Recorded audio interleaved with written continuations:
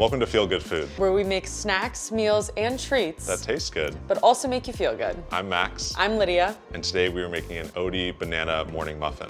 This is a perfect muffin before a morning run, perhaps, before a morning walk. It really just like sets you right for the day. It feels like a treat, but it's also healthy.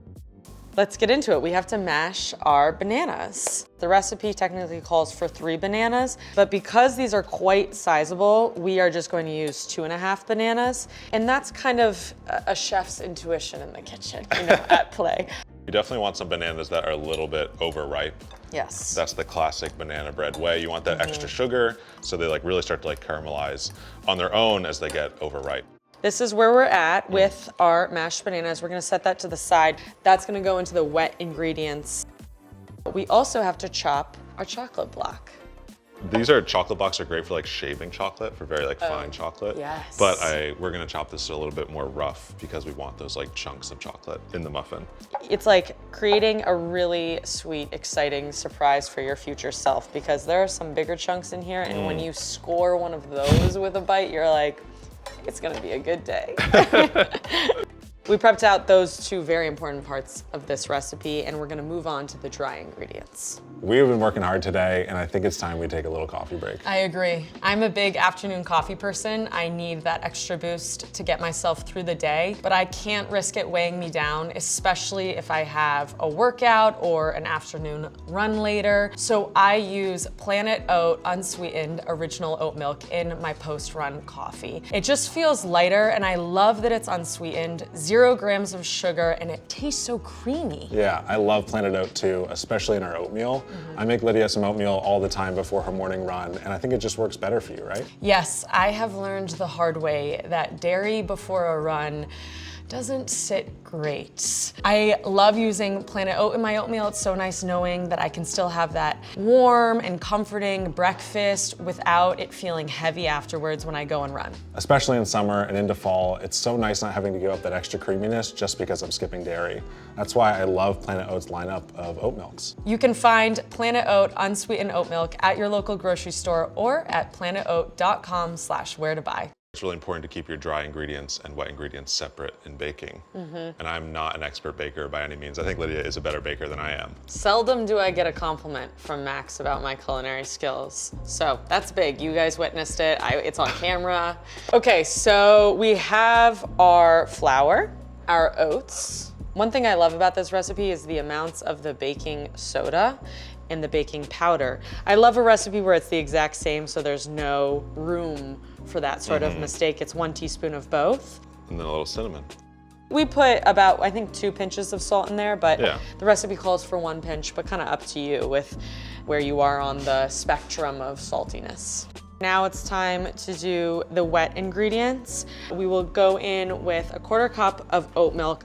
I love to use Planet Oat oat milk with my baking. It adds a really beautiful creaminess. It works so well with this recipe, but other baked goods as well. It's a really delicious oat milk to use with baking.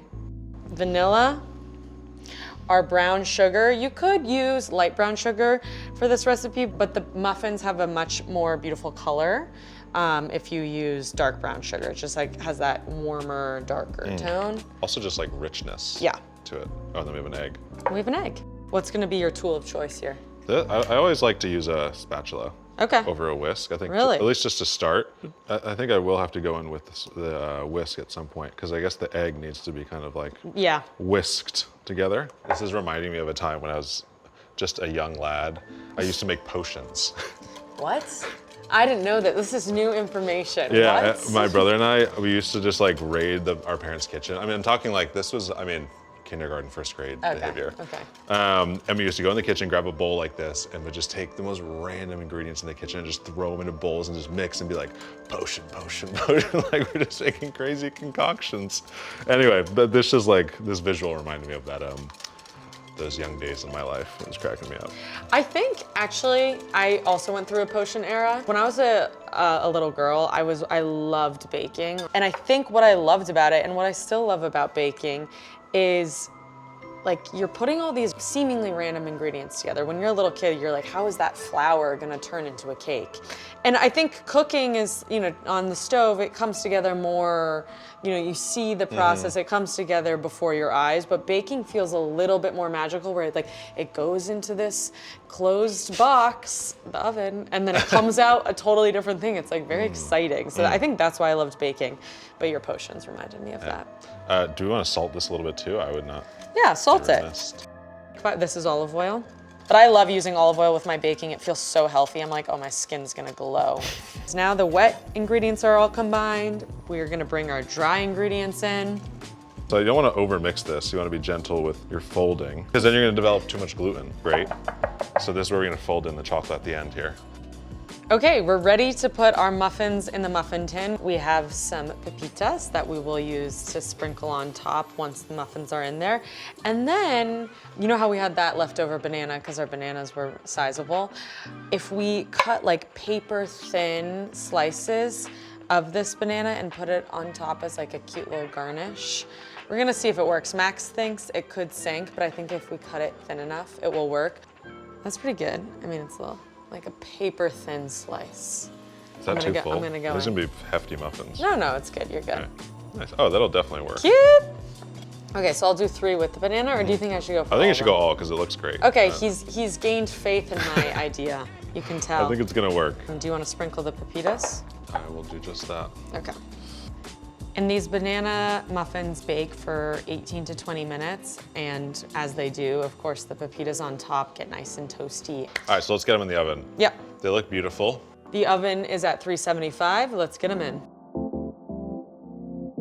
It smells so good in here. It really does. I think the muffins are ready. They've been in here for like 20 minutes. We're gonna test them with our little knife to just double check, but they should be good and they look divine. They look good. They're still quite soft, but in a good way. And you can use like a cake tester or a knife. Anything that's like metal or a wood skewer also works. You just want to get in there, get to the deepest part, and give it a little shake. And when you pull out, you want it to be like clean, essentially. This is good. This is like a little sticky, but I think that's just from the banana and the sugar. Yeah. But if you get wet batter, then you know it's underbaked and you can throw it back in. But these look perfect. They do.